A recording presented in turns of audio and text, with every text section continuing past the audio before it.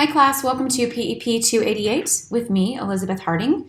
We are going to be going over the speed accuracy trade-off or Fitz's Law lab. So I went ahead and made a copy of our class data sheet from Google Sheets, downloaded a copy. You can see that here. And I went ahead and got rid of some of the worksheets that I didn't necessarily need. So I was left with participant demographics here, and then actual lab data. So looking through this, it looks very small.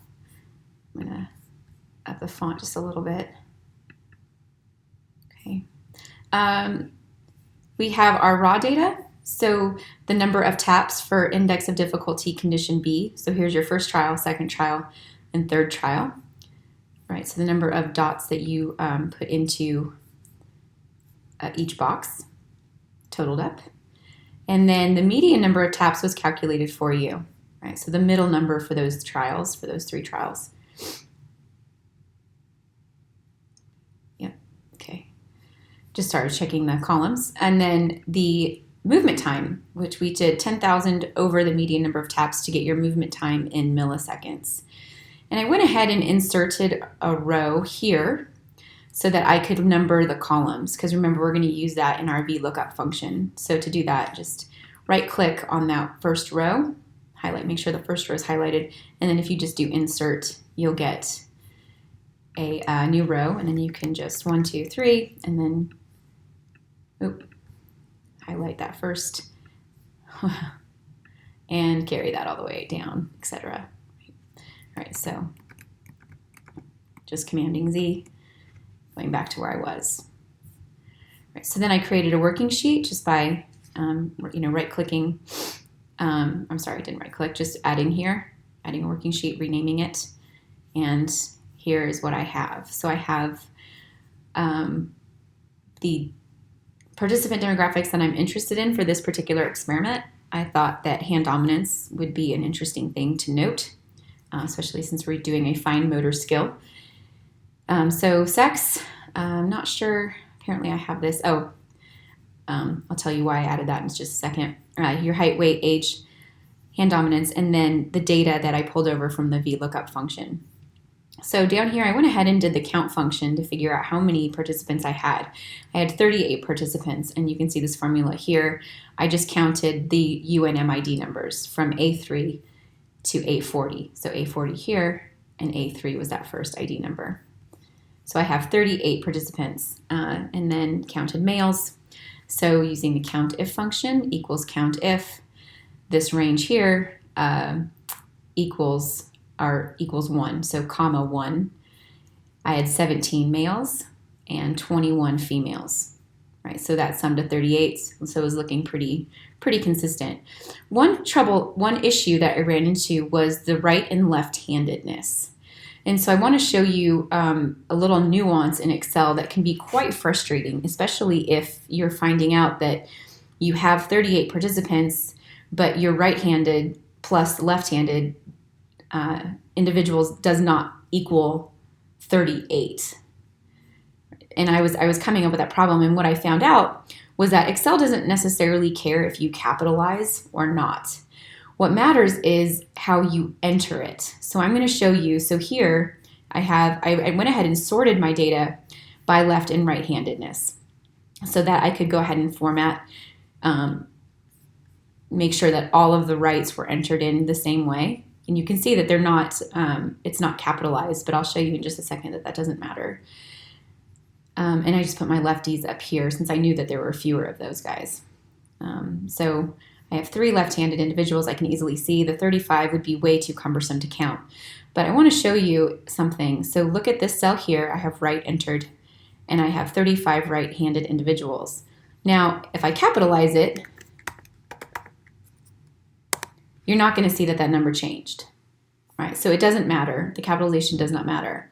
What matters is if an individual, when you were entering your data, if you say put a space. So you hit right, space, and then enter. And it's very difficult to tell who did that, right? You can't see a space. So if I do this and then back it up, I go back to my And the reason is because when I entered this formula, look, count if this range here, this column G, equals, quote, right, there's no space. Now, if I were to put a space here, I'm going to go down to 0 right-handed individuals. Right, so that's just a little nuance in Excel, and we could have gotten away with, or we could have avoided this situation by using a numeric value for right and left. So we might have said right is 1, left is 2, anything else would have been a 0, and we could have checked formatting that way. It would have been a lot easier, would have kind of given us very simply what we did here in the male and female, where we just entered a 1 and 0. But I did manage to sort through that and figure out that it was actually when you enter a space and the formula doesn't have a space, it's not going to match up. So if you're running into that trouble and it's frustrating, that's most likely the reason. It has nothing to do with capitalization and just everything to do with a space that shouldn't be there. Okay. So I went ahead and calculated the mean standard deviation of height, weight, and age for my participant demographics table. And the reason why I entered this column was just so I could get it set up in my worksheet. So I could have a mean and standard deviation down here. So that way it's looking nice. It's nicely formatted. In fact, I could center, I just want to center maybe this. And this is, again, this is personal preference. But now this table here is just ready to be copied and pasted into my Word document. And then here I can say that I had 17 males and 21 females, that participated in this experiment. 35 were right-handed and 3 were left. All right. So I calculated the mean and the standard deviation. So I could technically take this all the way across, just ignoring what happens with the right, because again, it's not necessarily recognizing the nominal variable. Here, just pull this across. All right, and it's just carrying along some formatting. That's what these dark bars are for, the formatting from this box here. And we can go ahead and delete those. And I can try to fix this, just selecting on a blank cell, seeing what happens if I carry that over. Make sure that everything, yep, average of H, yep, I, J, okay, just make sure, and then just highlight, because I undid the formatting here when I had, with the digits of precision, fix that. Okay, we can set up our table.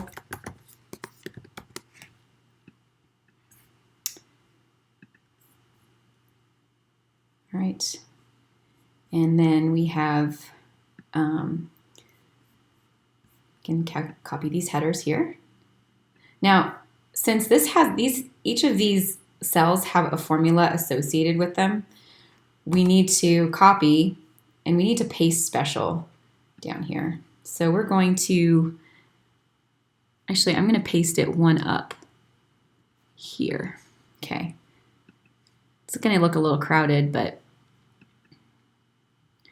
the values and the number formats.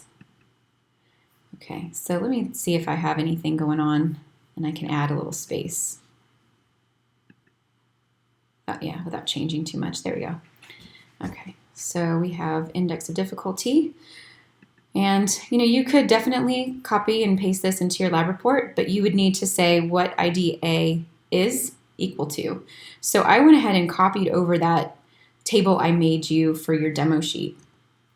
And that's right here. So the distance in this particular experiment, or this tapping sheet, was 1.9, and the width of each box was 1.6. And I went ahead and calculated the 2 times the distance over the width, and then took the log base 2 of that to get the index of difficulty. So really, this is what you want here. So I'm just going to copy this. And again, because it has a formula associated with it, let's just go ahead and copy. And we're really only using it as a header. We're going to copy and paste it as the value. Okay, paste special, values and formats, and there we go. Okay, go and center that. Okay. So now we have the ID equals A is actually 120, 1.25, etc. So in class, I showed you that in order to get, a really good graph with a lot of meaning, or at least tell the story that you're hoping to tell, which is that as the index of difficulty increases, movement time is going to increase. We should probably arrange these in order by index of difficulty. So I'm going to copy this. I'm not going to cut anything out. I'm just going to come right here and I'm going to paste special.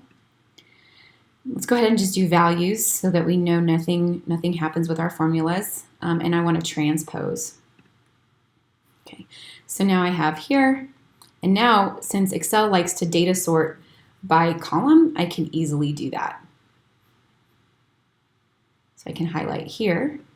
Let's get off this box. Okay, I can highlight here and go up to data, sort, and I want to sort by column O, the actual value. And let's go smallest to largest. My list has headers because remember, if you don't check that, then mean and standard deviation are going to get sorted throughout here. So we want to make sure that they stay out of the mix. That looks good and okay. All right, so now we see that IDB is actually has the lowest difficulty. All right, so we should have had the fastest movement time, and IDE had the highest index of difficulty, so we should have seen the slowest movement time.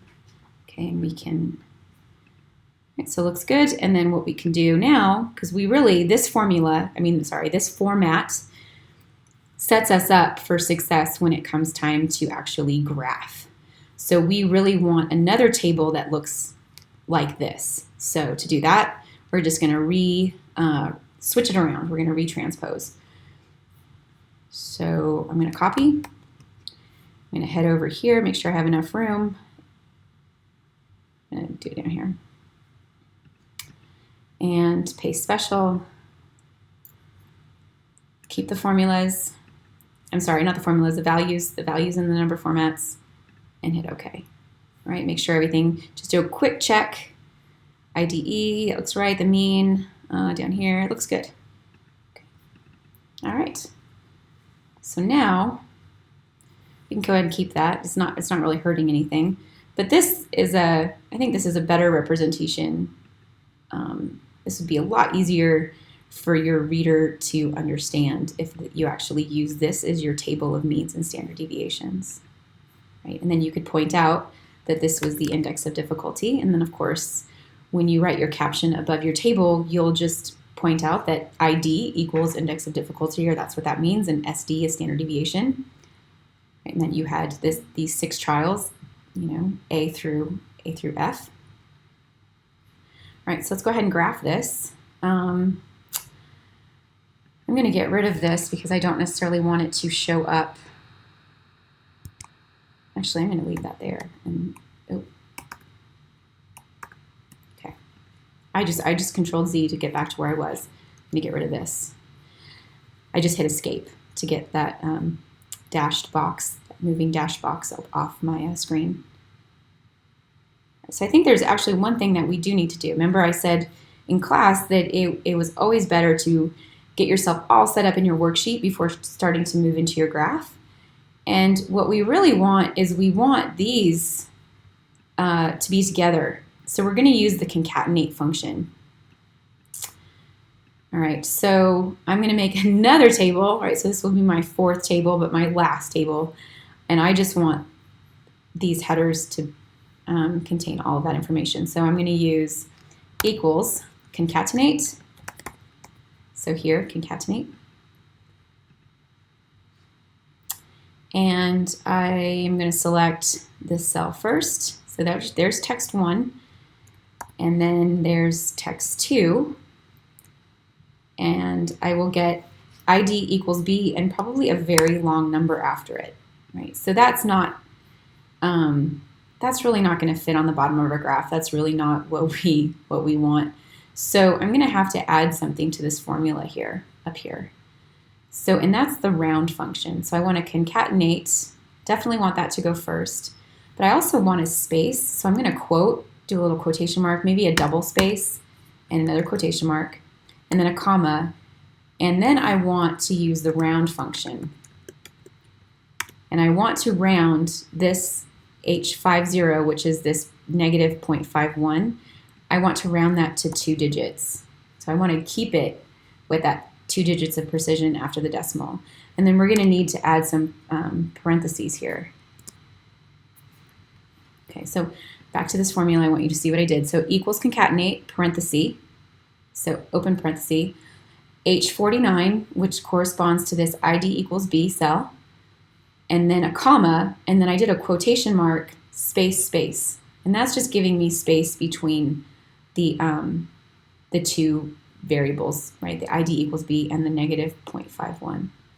And then another comma, and then round, another open parenthesis, H50, so the number I want to round, which is this negative 0.51, and then the decimal places in which I want to round it to, which was 2. I wanted to keep it at 2.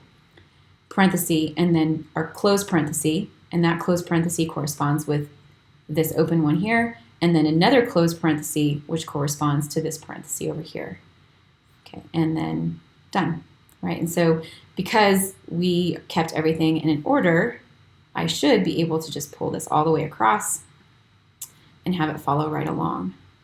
And now I can go ahead and copy in my means here.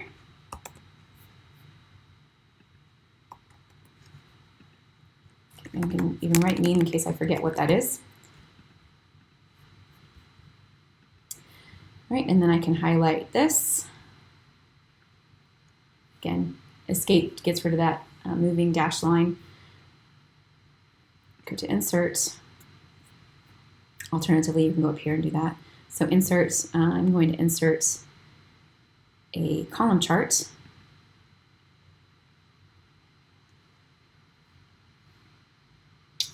And there we go. So I'll just cover this up because we don't really need that. So we can see what we're doing here. Okay, so here's my table. And here's a nice plot, sort of a visual representation of what happened. I like that, yes, don't like those.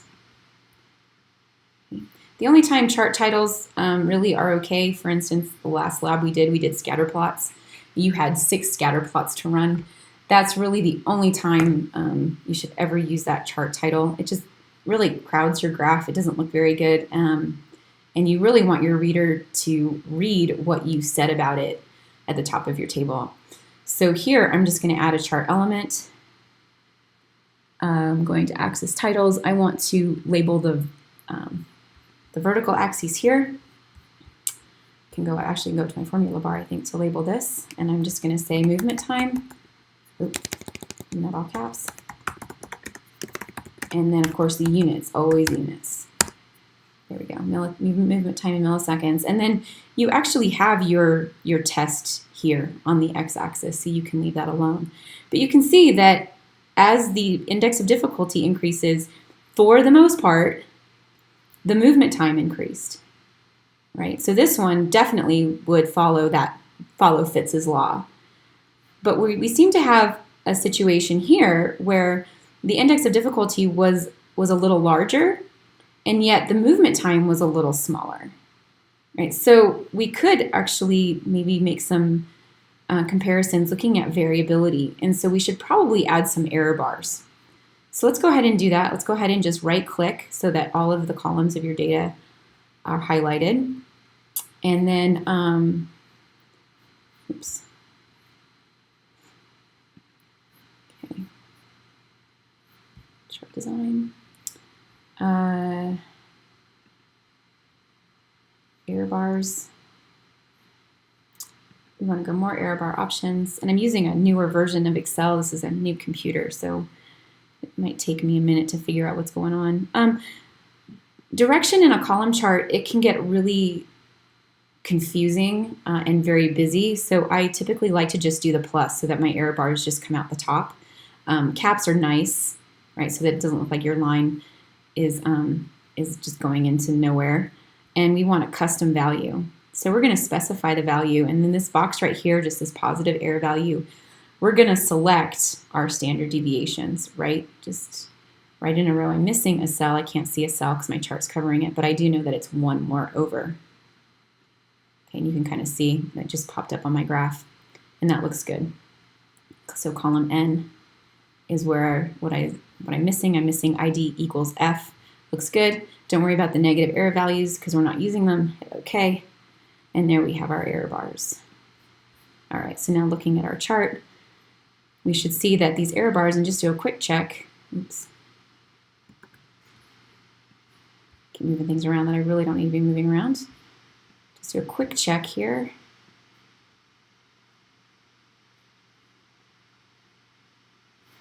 So standard deviation is 46.3, so I should see that this error bar is a little smaller than this one, and I do. Okay, so just make sure that they all look like they make sense.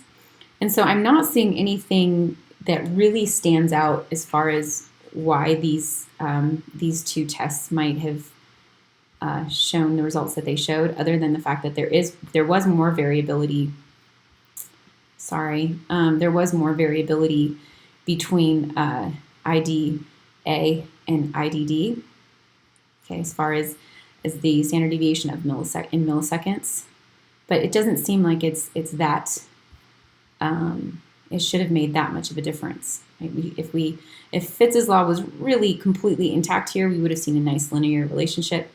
But now it's up to you to maybe look back at those tapping sheets and make some sort of hypothesis or observation as to why our 38 participants were moved a little faster in this condition versus this condition. Okay. All right, so that's it. That's all you need to do for this lab. And if you have any questions, go ahead and email me. And that's it. All right, thank you.